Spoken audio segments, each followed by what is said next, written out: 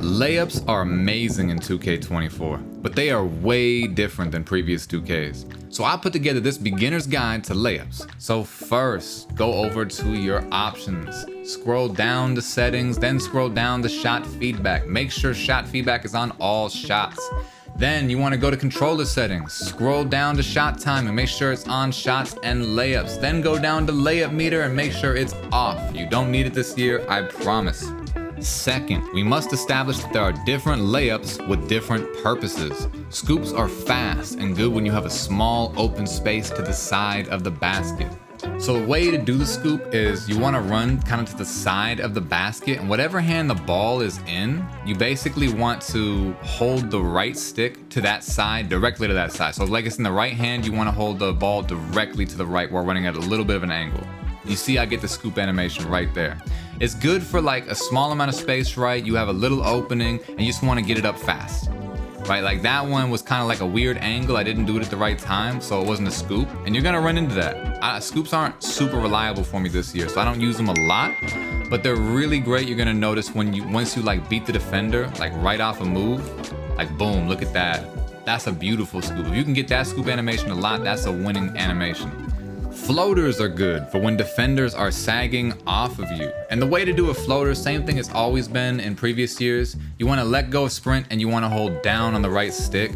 I'm using Kobe's layup package, and Kobe doesn't have the best floaters, honestly, but there's a couple that are like pretty solid. So like if you're running kind of towards the basket, and whereas like the scoop one, you kind of run at an angle. If you look at my controller, like I'm gonna angle my controller like towards the basket more to get these floaters, right? Straight down on the right stick, and then my left stick is kind of trying to go at the basket. You see, sometimes I'll get a pull, like if my momentum gets stopped, I'll get a pull up, you know? So like, at the end of the day, it's really, you know, look at Lethal Shooter trying to bump me. He's trying to play defense out here, man. He don't want me to shoot as good as he does. Well, he don't know. I'm a layup guy. Yeah. Okay, so for Euros, it's the same thing as in previous years, except they're way better for contact this year. Like in the open gym, here's what it looks like, right?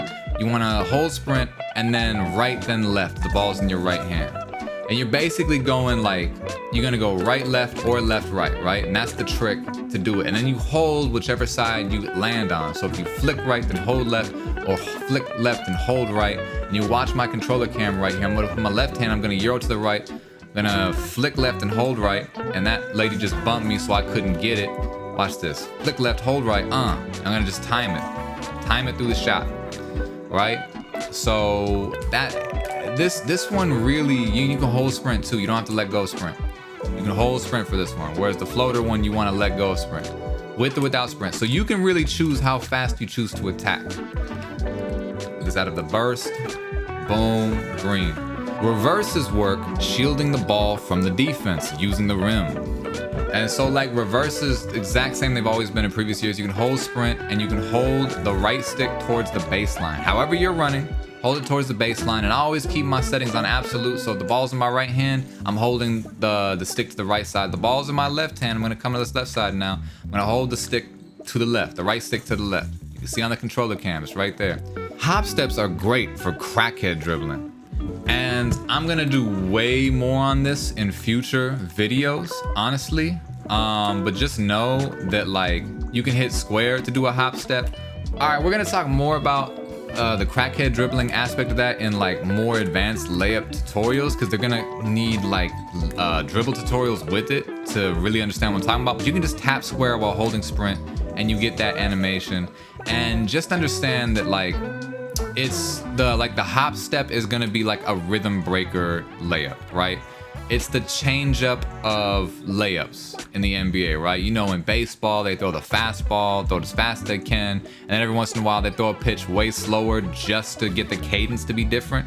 This is that. It shifts the cadence. It makes it a little bit slower so that the defense, and you can pump fake out of it, which is probably the best part of it, and there's a lot you can do out of that pump fake. Okay, so lesson 1. You need to beat the defense to the spot this year. And the best way to do that is right before you go to drive, tap the sprint button, then hold the sprint button in rapid succession. Okay, here's what I mean by that. We're gonna again look at the controller cam right here. And I know I have an Xbox controller even though I'm playing on PlayStation. I'm just trying to bridge that gap. You see this is the sprint button right here, I'm pressing it. That's the sprint button, okay? If I go bang bang and I'm holding it right, like now my dude's sprinting. He's sprinting like full speed to the basket. And it's a blowout dribble, right, is what I'm doing, but I'm doing it really fast. And I think it still counts as a blowout dribble, but my guy's not throwing the ball out way far in front of him, the way where it's easier to get stolen. Still easy to get stolen, but understand I'm not telegraphing it as badly. So it's way easier to get a quick burst without having necessarily, you know, quote unquote speed boost to do the speed boost animations, which I'm gonna teach later, by the way. Oh my gosh, that dude in the yellow cut me off. But you guys understand what I'm saying, like just boom, boom, and then you can get to the basket way easier. The best way to practice this is to use this on contested reverses against the CPU. So like go into my career and like you can just run down the court. I'm gonna call for the ball real quick. If you just run down the court baseline, you go boom, boom, and kind of just use that speed boost to go like that. That move, I promise you, you practice that online, you're gonna get a lot of really good animations, and you can practice the difference just to see what I'm talking about. There's a huge difference between not using the double tap method and using the double tap method. Practice that and see the difference for yourself. Because there are times when you don't need to double tap, when you can just go slow and do it, but those are way more advanced, and we're gonna get into those more nuanced layups later on. For now, you wanna practice every play, burning the defense to the spot, using that double tap method. Trust me, it's a great way to get started. Lesson 2, you need to eat up the space your defender wants to occupy. A lot of people will try to run away from the defense, but that just puts them in a better position to block you. What you need to do is initiate the contact and calmly time the layup. Use Kobe layup for now and practice Euro steps into the defense, and then also practice the double tap and the sprint while you're doing that. If you made it this far, please like the video, subscribe if you're new. I really appreciate y'all for helping me support my dreams every day on this channel. Comment what you want to see in future videos. I got a dribble tutorial coming soon as well. And as always, have a wonderful rest of your day. I'm out of here. I'm gonna text this guy if you want to get him. Ooh.